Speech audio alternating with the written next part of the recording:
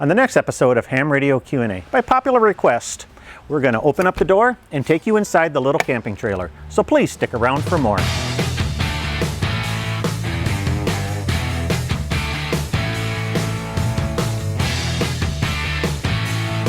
Hi, I'm Michael, KB9VBR, your host for Ham Radio Q&A. I'm on a mission to inspire and educate the amateur radio community.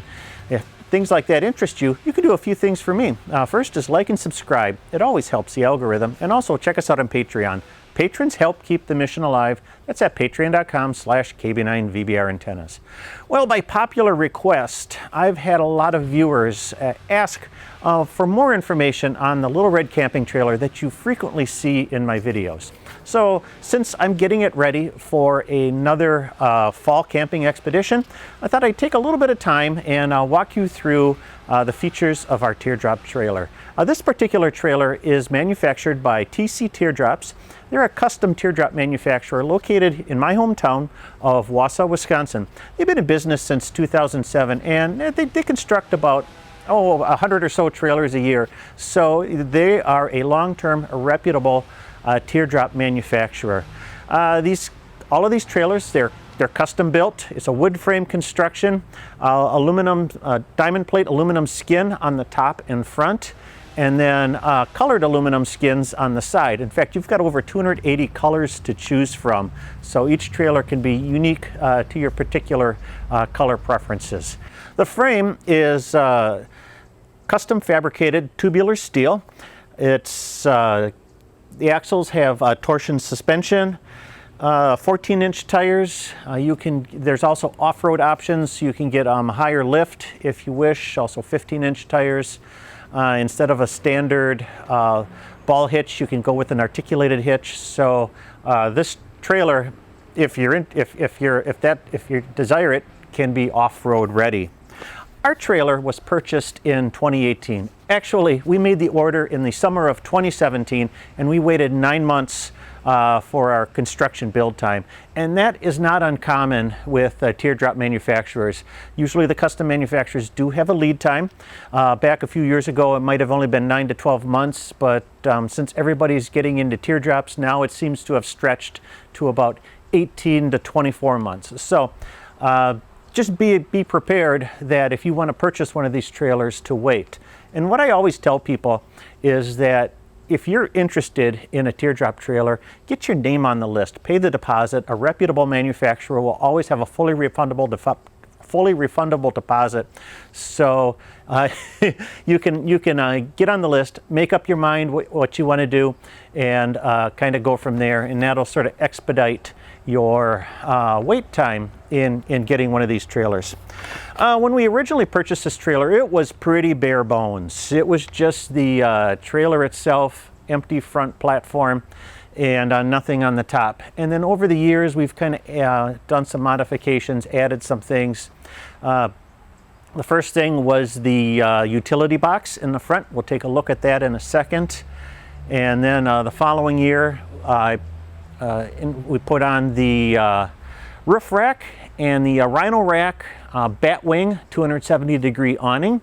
And then this past year, I added the 180-watt solar panel to extend our battery life.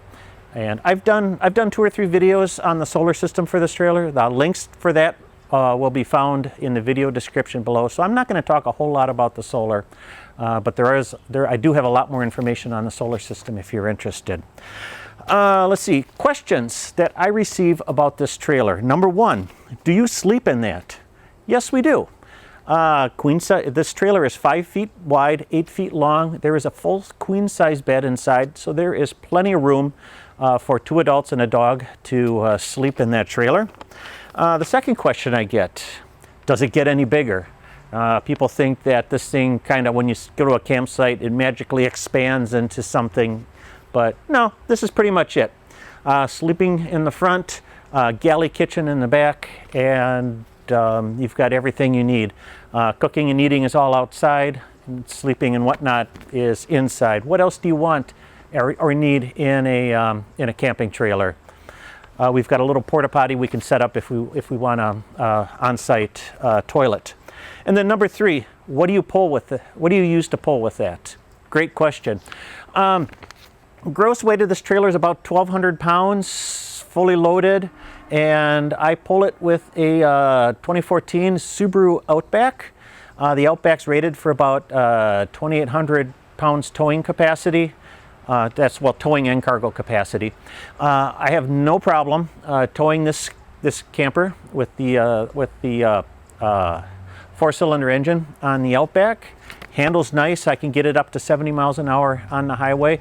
One thing that I do have with my Outback is the 6-speed manual transmission, which makes towing a little bit easier because I can sort of custom tune my speed and gear ratios, but I know a lot of other people pulling it with the CVT transmissions, and they usually don't have any issue with that. With that, let's kind of go around some of the features of this trailer, and we'll start at the front with the utility box. The utility box on this trailer is actually, it's just a better built 5-foot wide utility box that you would normally find in the bed of a pickup truck. It fits, this platform here is approximately 5 feet wide.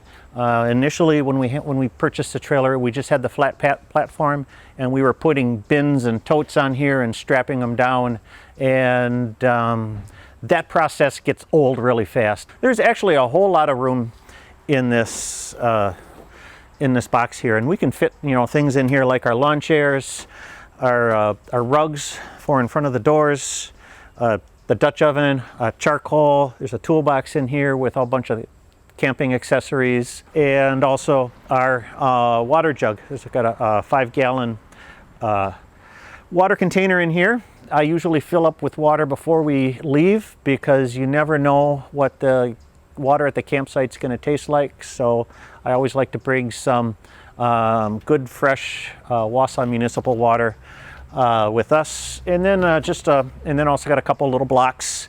This is a 2x6 that sometimes if the site is not quite level, I can throw that under one of the tires, and we can get our side-to-side level. Moving on to the side, I just want to show off the Rhinorack Batwing 270-degree awning, and then behind it is the 180-watt solar panel. Like I said, I do have a solar video, so you can see more on that. With the Rhinorack, basically deployment is very quick. Just unvelcro the sides and then unzip the vinyl cover, and we can have this rain or shine. We can usually have this awning fully deployed in just a few minutes. It doesn't take long. The Rhinorack is really it's a great awning. Probably the only downside about it, and you'll hear other people talk about that, is this hinge system right here, because everything just kind of unfolds, and then the legs drop down on the end of the side arms, and you can adjust them, and everything is sort of on this hinge system. Well, these hinges are designed to fail, so if you get into a high wind situation and your legs aren't properly secured, the awning is going to lift up, and what's usually is going to happen is one of these hinges is going to break, and it's designed to do that. They're just plastic hinges, and that protects the rest of the rack system.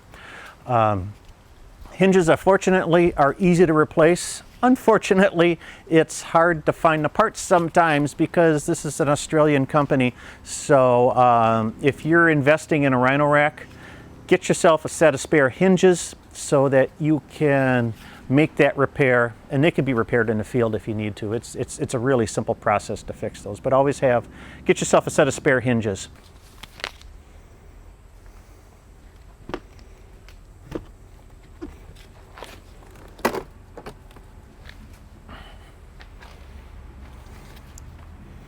Here's the galley for the TC Teardrops, and one of the customizations you can make is how you want the galley area kind of laid out with the shelving, and whatnot.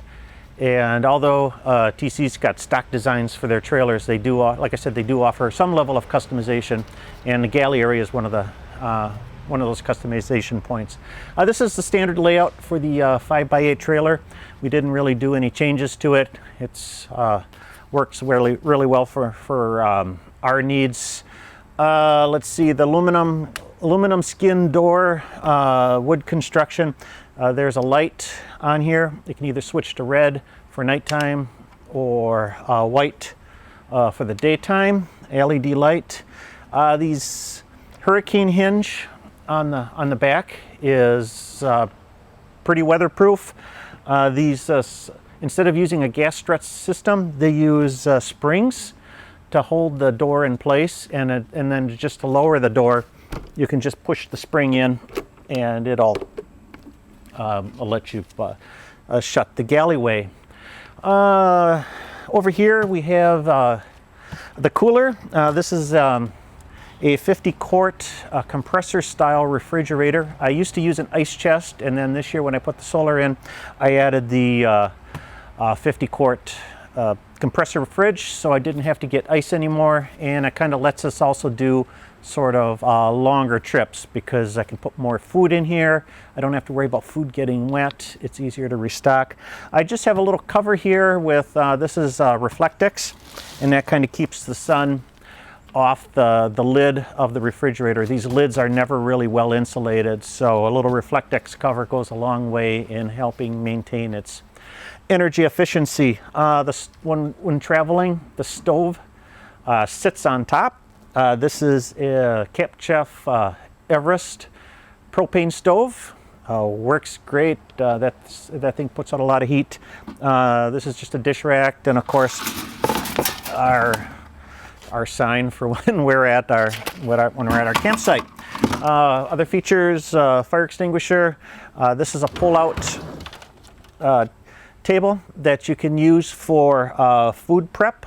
Usually keeping a foil pan in here, either to hold food items that we might be cooking with for the weekend, or other things. This also doubles as a charcoal holder if I want to grill out. I got a little grill in the utility box, just a grate, and then I can fill this with charcoal, and we can grill over that. Behind the pull-out counter is a hole where we have a couple of bins for utensils, dinnerware, some pots and pans, bowls, and then behind that is the solar, the battery, the solar charge controller, an electrical distribution box, etc. Right above it, this is the display for the charge controller, so I know how the charge controller is functioning. I also have a Victron Smart Shunt in there, so I can monitor the battery state of charge with an app on my phone. This little shelf has got things such as bowls, paper plates. It's a box with matches, a waterproof box where we keep matches and other things, and drink koozies across the top. This top shelf always gets really cluttered, but sort of, the little camping things you might need for food and whatnot. A couple knives, bottle openers, some candles. This is our little tote full of trailer booze. I got a knife roll here for knives. We keep a little. This is a towel holder. And I can just right there, so we have a place to keep a towel. Assorted spices that I would like to cook with.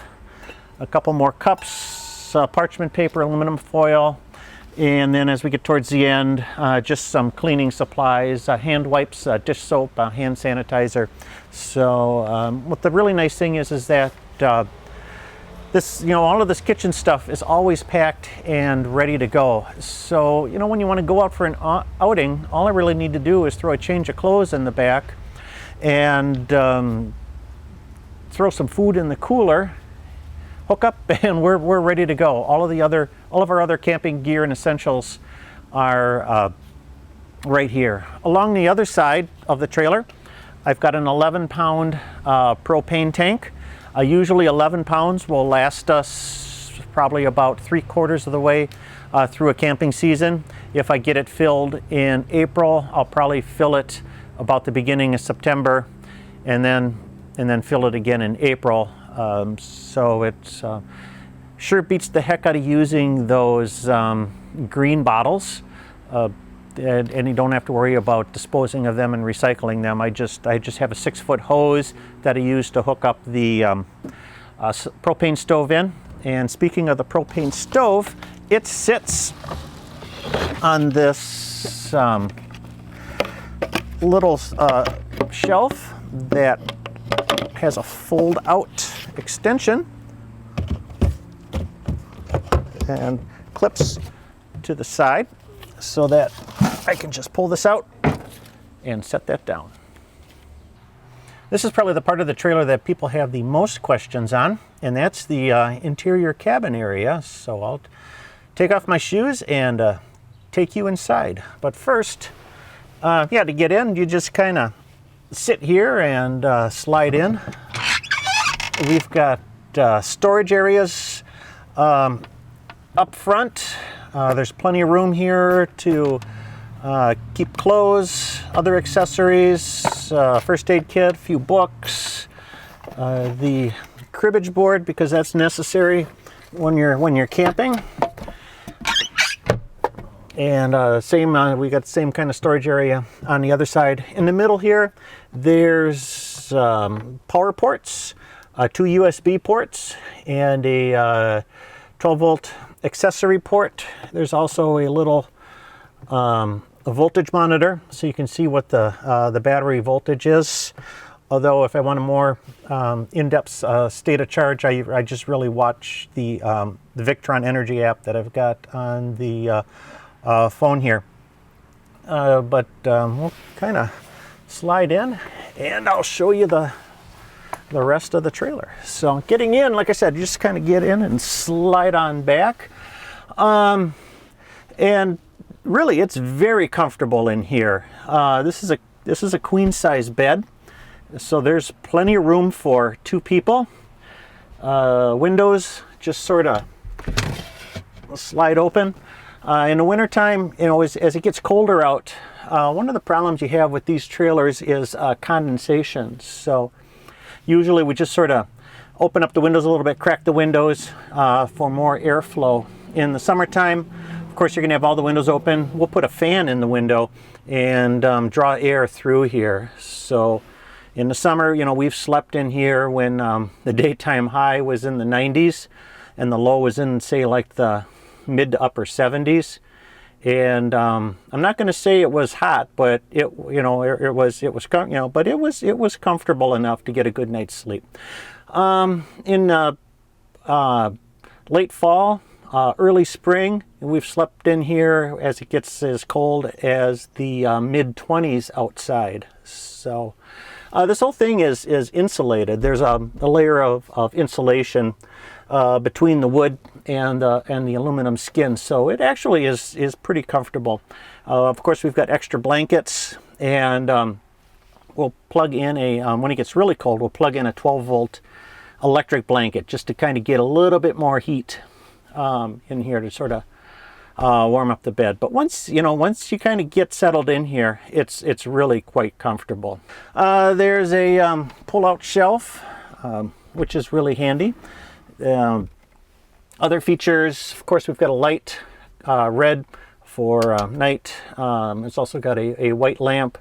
There's little ventilation ports here. Some people will install small fans in there to kind of increase the airflow. There's no fantastic fan or anything like that. The manufacturer doesn't put those in his trailers. So, you know, you could add fans for increased ventilation or airflow. Let's see, that's pretty much it. And you know, you can, as you can see, you know, sitting up, there's plenty of headroom. There's plenty, you know, stretching back. There's plenty of space. The bedding, the wool blanket, Faribault Woolen Mills. Highly recommend going with this instead of a down comforter. We've been using this for 3-4 years now, and we find the the wool blankets to be very warm, very breathable, very comfortable in a wide variety of weather. You know, my greatest fear is if we were to have a comforter in here, if the comforter got wet, then all of a sudden you lose its insulating power. The nice thing about wool is even wet wool will keep you warm. Not really warm, but still, I think it's a great fabric for outdoors use. And that's it. Like I said, this is a 4th camping season with the trailer. As for repairs, other than just regular maintenance, we really haven't had a lot of big repairs. We've had a couple leakage issues in the galley, and those have been just investigate where the leak comes from, and a little bit of extra silicone and fix that. But otherwise, it's just routine maintenance. You know, you always got to, with any kind of camper, you always got to check, you know, for leaks and whatnot. And as long as you keep up on you're making sure that the caulk and the silicone is still fresh, you're going to stay dry in here. But this is TC Teardrops makes a very durable camping trailer. As you can see, after 4 years, that there's hardly any wear and tear at all, and I think this thing's going to last for many years to come. Well, that's it on the walkthrough of our Teardrop camping trailer. If you've got any questions or comments, please leave them below. I'll try to answer them. Otherwise, links to a lot of the stuff that I discussed can be found in the video description below. But for more articles and information, be sure to check out my blog at www.jpole-antenna.com. Your support of this channel drives the production of future videos. You can help me out. Like and subscribe. Also, check us out on Patreon. Patrons help keep the mission alive. That's at patreon.com/KB9VBR Antennas. Well, that's it for this time. I'm Michael, KB9VBR. Have a great day, and 73.